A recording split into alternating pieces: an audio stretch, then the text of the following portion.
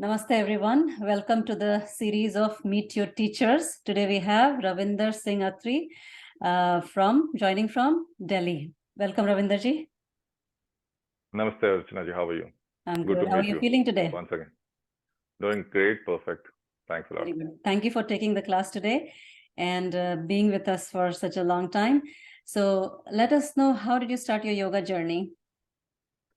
Pleasure is mine to be associated with you. It has been a pleasure to get associated since we have known for quite some time now. The yoga journey, it has been interesting, and it started off many years back when I got injured while doing one of my long runs. And I was doing in the mountains. I was prepared for certain kilometers, but in the back of my mind, I had that I come from the mountains and I can pull 37 kilometers. But I overestimated myself and I got injured with the groin, and that brought me to the physiotherapy. Then physiotherapy led me to the yoga center, and where I got introduced to Shivananda yoga. And How long ago was that? It was more than 10 years now. Wow. And yeah, it's 10 years back. And then ever since that, I have been quite regular with yoga. And it has become a part of every day now.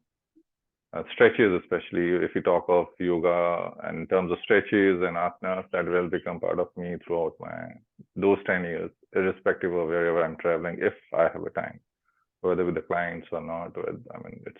I follow that. But then, as we know, yoga is much more bigger than asana. But then for me, like it's more of a constitution that guides the body, the mind, and so it has been a quite interesting, quite fascinating journey so far. I think whomever I have interviewed, they have always started yoga with some kind of medical need or physical need, right? That's what we have seen the pattern. This is what I fully agree with you. And ever since I started teaching, I have come across sort of scenario where they are struggling with something or another, and we all have somehow found that yoga has something to offer for each of us, and there could be different interpretation of yoga. And I think there is an answer for everybody. For for everyone, something is there. You're so right. Like whatever form you kind of be consistent or you worship yoga will serve you in that form, right? Absolutely. Yeah. So what have you benefited, like doing for like 10 years now? What changes you felt within yourself? First of all, I think my posture has become much more better now. Earlier, I used to be like this, not completely, but I used to play cricket. So I used to be a right arm bowler. So that brought my little bit of right shoulder down. But now I think I'm much more straighter. The posture alignment has happened. My back used to hurt me, my lower back, that has completely gone. And when I do yoga and when I'm doing my stretches regularly, I do 12 stretches, 12 asanas every day, including Surya Namaskar, headstand. That gives me a complete something that is missing in my body. And when I do that, I feel my body very light. Otherwise, sometimes it's like, you're dragging your body. So after spending 1 hour on the mat with pranayam, breathing exercises, everything, I think I find myself completely light, and it gives me, I'm very much composed, ready for the day, basically, ready for the day. Yeah, absolutely. It's so funny that you mentioned your posture, because some of the participants previously had commented about you that you look from a military background because that's true. I think I wanted to join army when I was growing up and when I was in university, but then army didn't find me good enough with the officer-like qualities, so they rejected me 3 times. So probably, but then it's not that I look so, but then no, I'm like a civilian, like all of us. And army people are great. I have a lot of army personals in my. Very disciplined also, right? And yoga teaches us discipline. So there you have to be you have to be disciplined. Otherwise, if you don't point out your participants, I think you're not doing justice to them. Yeah, very good. And you've told me that you've also run a special kind of travel agency. Can you talk about that? briefly? I run a travel agency by the name of Aura Voyages. We're based in Delhi, and we have a brand by the name of Able Traveler, where we cater to the travel needs of differently able travelers from across the globe. We have been handling travelers within India. We have been handling travelers from France, from US, we have from UK as well. We're trying to expand our network as much as we can because there are not many specialized people. I won't say that I'm specialized, but I think we have a keenness to do this, to do it. Client is making an effort by stepping out of his home. And we know that India has so much to offer to everybody in different aspects, and everyone should visit India. India is considered not as an accessible destination, but I think there is a lot of changes over the years. A lot of things are accessible. In any way, the society is so welcoming. You find a helping hand everywhere.